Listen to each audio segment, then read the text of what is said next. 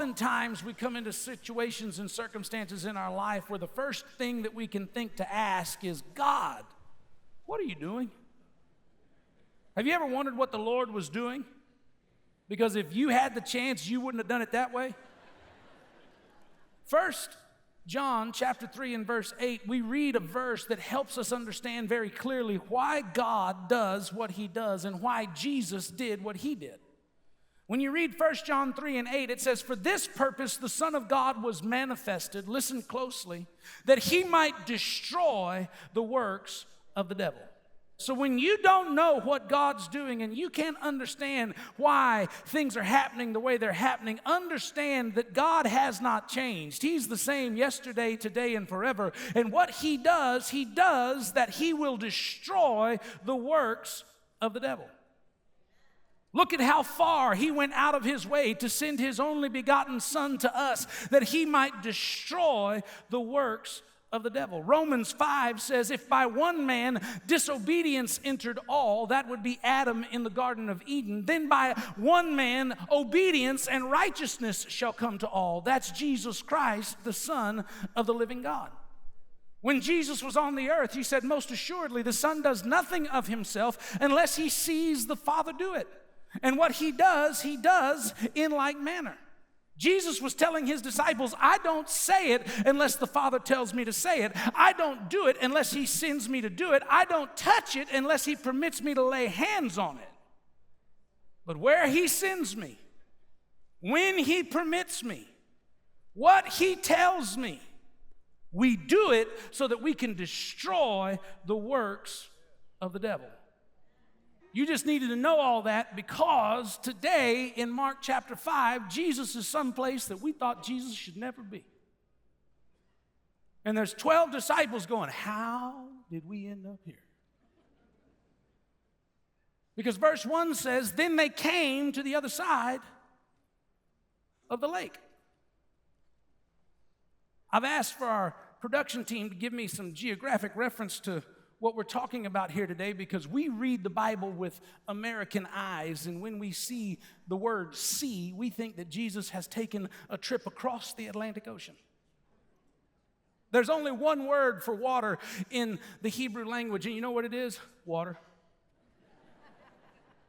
So when they describe a big body of water or a small body of water, they just use the same word, and we try to place it based on what we think they're talking about. And so when we read about the Sea of Galilee, we think that it's just this huge expanse of endless horizon. It's not. It's like a lake. And so when it says that Jesus came to the other side, he's over here in Capernaum where he has been healing and touching and cleansing. And all of this side of the Sea of Galilee is Jewish. All of this side is Gentile. And so when it says we're going to the other side, Jesus is taking these Jewish fishermen where they don't think a rabbi belongs. And it's in the midst of that sea that they're in the midst of a storm, and Peter wonders, does Jesus even care? I mean, we're drowning and he's sleeping. And we know the story in Mark chapter 4 where Jesus stands up and he says, "Peace, be still." But think of the question. Teacher, do you care? How many times have we been in circumstances we can't really understand, and the first thing we want to know, does Jesus even care? I mean, all that I'm going through and all that I'm struggling with and all that I'm enduring, does he even care? You need to know something. He cares. He not only cares about the people in Capernaum and all the individuals who are living on this side of the lake, but he cares about the people you don't even like on this side of the lake.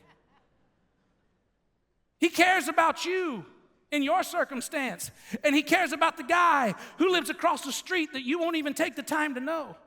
He cares about everyone in this sanctuary and watching television. He cares about those who are in the street, and he cares about those who are in the church. He cares about the people who are in blue states, and he cares about those who are in red states.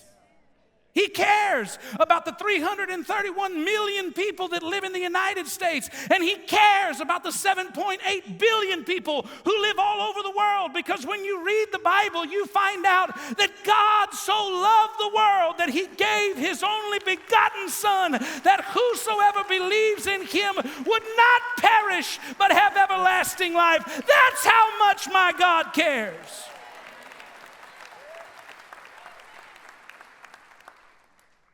So why did Jesus come over here? What's He doing on the wrong side of the street? The truth is, it's complicated. I love that word, complicated.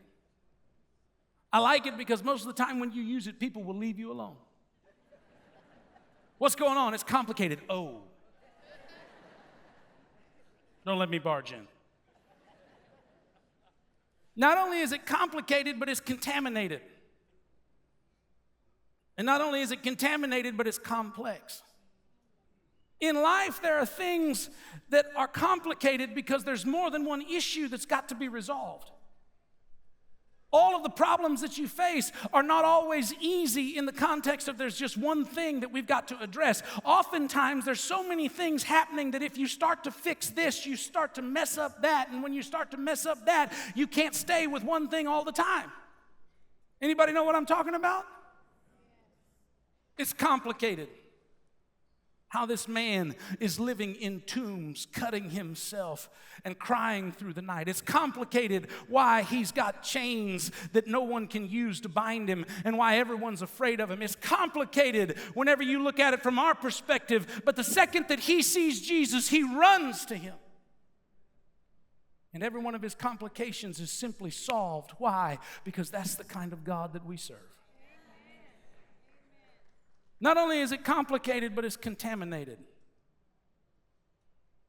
The reason it's contaminated is because of where it was. First and foremost, we are in the wrong neighborhood. Gentiles. Not only are we in the wrong neighborhood, but we're in the wrong area of the neighborhood because we're not even in a city. Notice that the text says they came to the country. It's a region, and the fact that we are in a graveyard tells us we're not in an inhabited place because in the first century, you wouldn't bury the dead in town. It was unsanitary, even for the unclean Gentiles. I mean, even filthy folk have some standards. Not only are we in a graveyard, but they're herding pigs in the countryside. And not just the 3 little pigs or the 10 on your toes. There's 2,000 of them. Maybe that's making bacon right there. Pastor had a hog farm when I was a child. How many did we have? Like 1,200? 500? 500 producers. 500 producers. Yeah, I mean, trust me, 500 pigs smelled bad enough. Could you imagine 2,000? The disciples are in the boat. They're like, come on, Jesus, let's go. It's Gentile land, and it's in a graveyard. Numbers 19 and 16 says that if anyone touches a dead body or they touch a grave, they shall be unclean for 7 days. When Jesus gets back to Capernaum, if he's going to uphold what the law of Moses says, he's going to have to go through cleansing for 7 days just because he got out of the boat. And notice when you read the text, it says, and when they came to the other side, Jesus, got out of the boat. I think that's funny. Because just a few verses ago, all 12 of the disciples probably prayed to God, if you get me out of this boat, I'll do anything. I'll go anywhere. Just get me out of the boat. I don't want to die in this boat. You ever been in such a bad situation that you make God promises you fully do not intend to keep? Lord, I will go where you send me, as long as it's with people I like, in a place that I enjoy. They get to the other side, and Jesus, it says, he got out of the boat. The other 12 went, no. I'm staying in the boat. Question, are there places that Jesus wants you to follow him you're not willing to go? Are there things that he's going to ask you to do at some point that you're not going to be comfortable doing? Trust me, if you're ever going to know the fullness of his power and might in your life, you don't get to pick and choose when it's convenient for you to follow him. Jesus gets out of the boat. He's in a graveyard. And if that ain't bad enough, Rabbi Jesus is in a pig pen. Because it says that there were swine nearby. Deuteronomy 14:8, it says that the swine is unclean for you. Anyone who touches his flesh shall be considered unclean. Anyone who eats its flesh shall be unclean. Do not touch and do not eat the swine. Mark chapter 5 lets us know that this circumstance is unclean. It's contaminated. And all of that is nothing more than a picture of the individual that Jesus has come to see, because the Bible says that when he got out of the boat, a man with an unclean spirit showed up. And as much as we would like to argue that we're not like that guy, trust me, there are men and there are women in this sanctuary, and there are people who are watching over television that could be described the same exact way. You've got an unclean spirit. In some way, to some measure, of some extent, it's contaminated. There's something in there that is unclean and it's displeasing to God. If we were to break out the letter of the law, you would be unworthy. The good news is you don't have to be righteous in your own strength. You just have to put your faith in the one who makes you righteous. And his name is Jesus Christ. We do not wrestle against flesh and blood, but against the rulers of the darkness of this age. Spiritual warfare is a battle between light and darkness.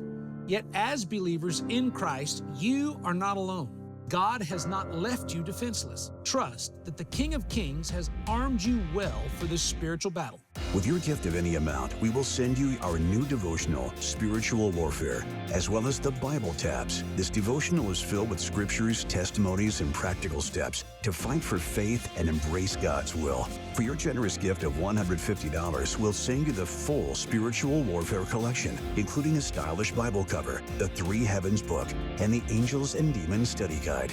Draw near to our Savior. With him by your side, the battle is already won. Send your best gift today. Call the number on your screen or visit jhm.org/warfare.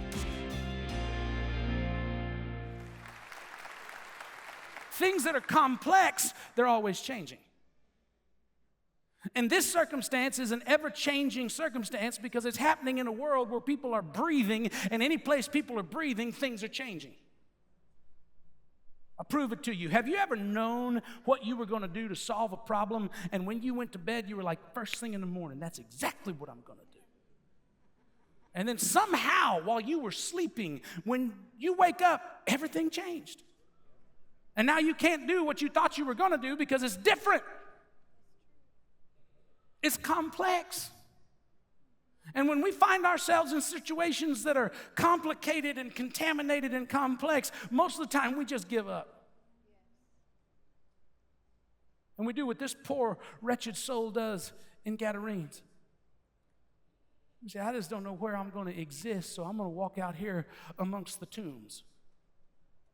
And I'm going to abandon that dream. I don't know how my marriage got messed up. I don't know how we got divorced. It's complicated. It got contaminated. It's complex. So I'm just going to sit out here amongst the graves. And instead of move past that moment of pain, I'm going to sit here and inflict wounds upon myself for the rest of my life. And the more we read about this individual in this complicated, contaminated, and complex situation, is that nobody could tame him. First, they tried to tie him up, but they couldn't tie him up. And then they went and they got chains, and he broke the chains, and they got stronger chains, and he broke those chains. Now, why is he able to do this? He's able to do this not because he's so strong. He's able to do this because he's got an unclean spirit. You see, there's an inside problem that has an outside manifestation.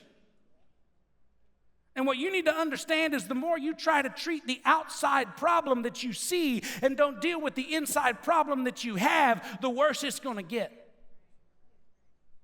You can't fix spiritual problems with natural fixes.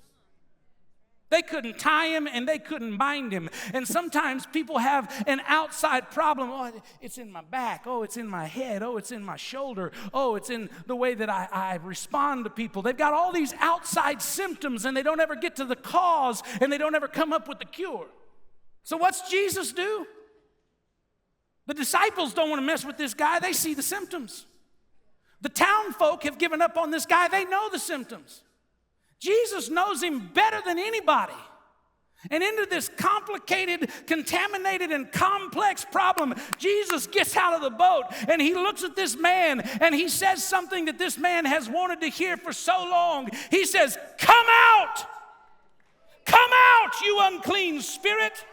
Whatever you've done to this man, you can't do it no more. You've had authority long enough. You've hurt him bad enough. You've done way too much. I'm here to evict you today. The bitterness is gone. The sorrow is gone. The problem is gone. The situation is over. I'm taking it out of his heart. I'm taking it out of his mind. I'm taking it out of his soul. It's not going to show up on the outside because I'm going to fix what's wrong on the inside. And when I get done delivering him, whom the Son sets free is free indeed."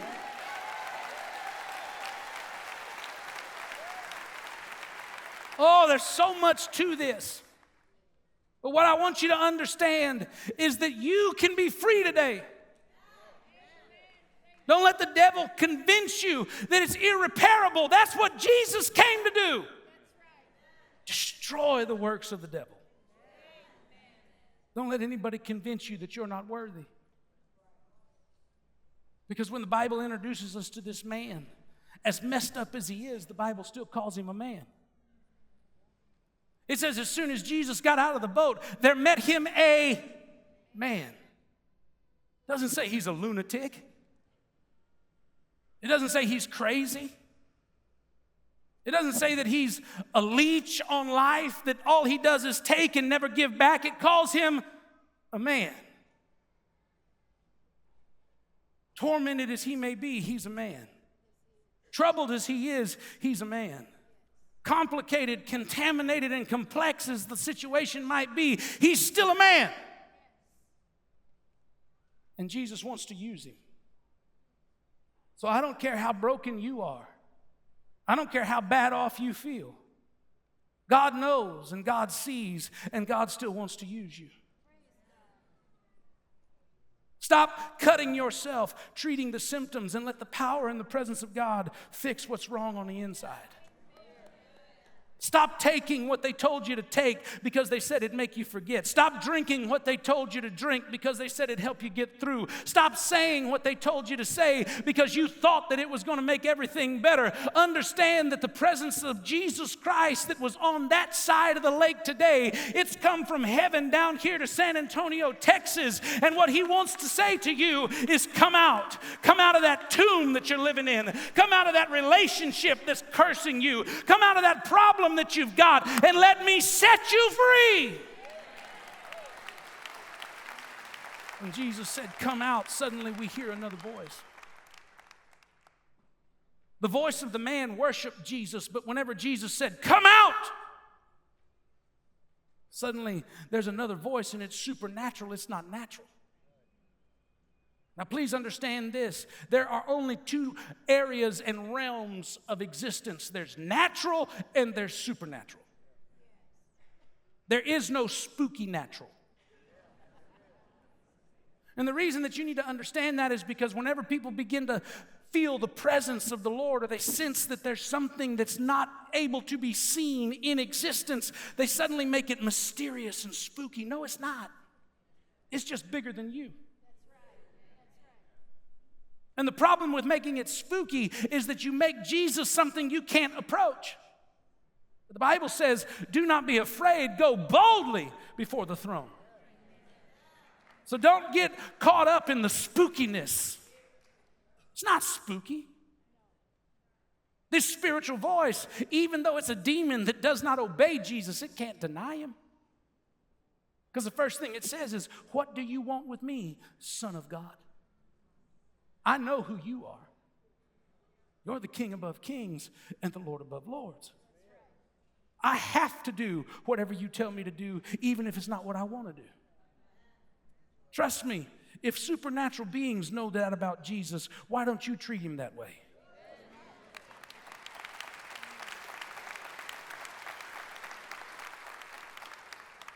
And Jesus says, "What's your name?"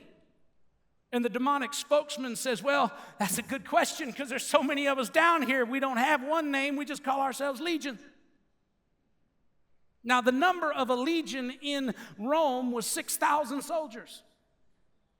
The number of swine that committed suicide was 2,000. Doesn't really matter how many there were. We could just honestly agree this guy was twisted. And what you need to understand is while he had something to do with it, it wasn't all his fault. This is something that I asked the Lord while I was studying this text. It's like, how does one guy get 2,000 demons? What search engine did he use? Oh, don't think that they ain't on the net. And I felt the Lord tell me this wasn't all his fault. And I felt compelled to begin to study generational iniquity. And I looked in Exodus chapter 20, and God says to the children of Israel, he says, "I am the Lord. You shall not have any other gods before me." This is part of the 10 Commandments. And he says, "And if you should ever bow to an idol, if you should ever exalt something to the level that you worship me, if you ever give glory to something that doesn't deserve it, I'm a jealous God. And I'm going to visit this not only on you, but I'm going to put it on you and your children and your grandchildren to the 3rd and the 4th generation." We're in a circumstance in our nation right now where rational people can't make sense of anything because we wonder, how did we get this messed up? We are reaping the whirlwind of generational iniquity. That's how another human being can stand behind a podium and say that it's a natural right for a mother to be able to kill their child in the birthing room. You don't get there based on politics. You only get there through generational iniquity where you do not value life and the one who created life.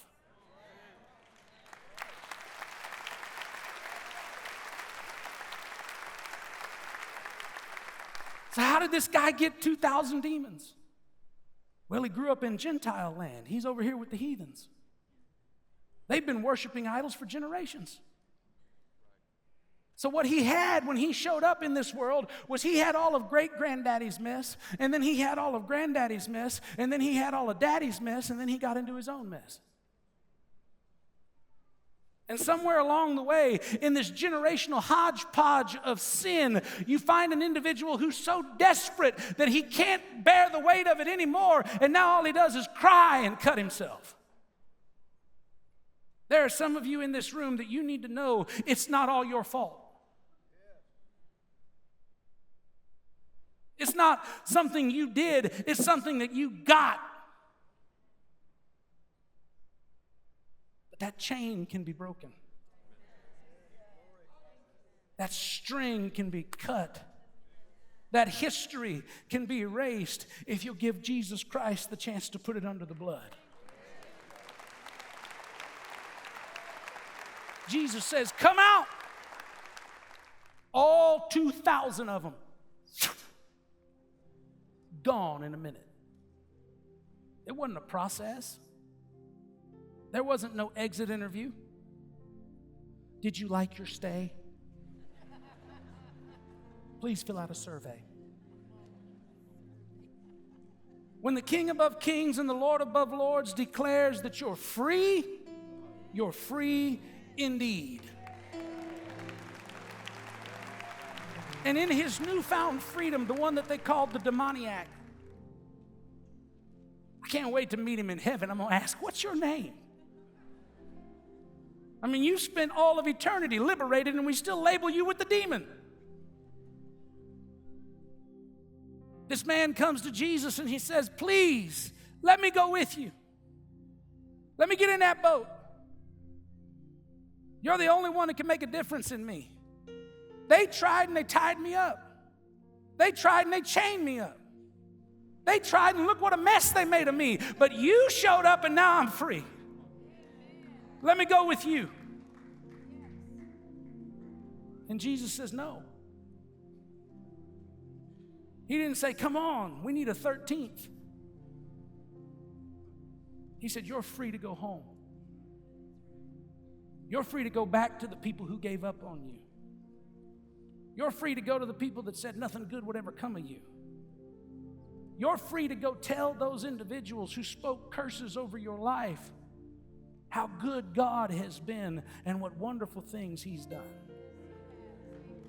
You're free. You're free. But in your newfound freedom, you have a responsibility. You've got somebody you need to go tell.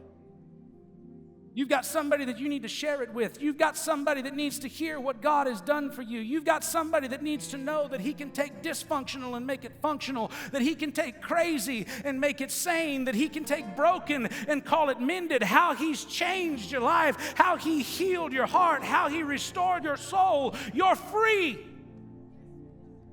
But you got to go home and you got to tell somebody. Husband, go home and tell your wife, I'm free. And I'm going to be the man you need me to be. Wife, go home and tell your family, I'm free. And I'm going to love you like you deserve to be loved. Son, go home and tell your dad, I'm free. And what was contaminated is now clean. Because Jesus Christ has touched me. If you felt the presence of God here today and enjoyed His word, would you give Him a hand clap? To all of our legacy partners, we thank God for you and your faithful support of this ministry. We invite you to join us each Sunday for our live AM and PM services. The telecast here shows only a portion of the sermon. You can enjoy the entire sermon and worship service at jhm.org/watch. Join us at 8:30, 11 o'clock, 6:30 p.m. Again, the website is jhm.org/watch. I'm so grateful that I chose differently. I'm so happy that I chose you. I get to see you become the person God intended you to be. I'm grateful for Sanctuary of Hope, for preparing me, for guiding me. Most importantly, Sanctuary of Hope is my safe place. It's where I can lay my baby's head down and know that God has His shield of protection over us. Thank you, Hagee Ministry Legacy Partners. Because of you, my baby has a chance. Because of you, I had the option to choose life. There has never been a better time to share the love of Christ with a mother and a child than right now. When you partner with Hagee Ministries, your legacy impacts lives and transforms a nation. Call today or go to jhm.org/partner. You've been watching Hagee Ministries. If you need prayer, call our prayer line or visit our website. Be blessed and join us tomorrow.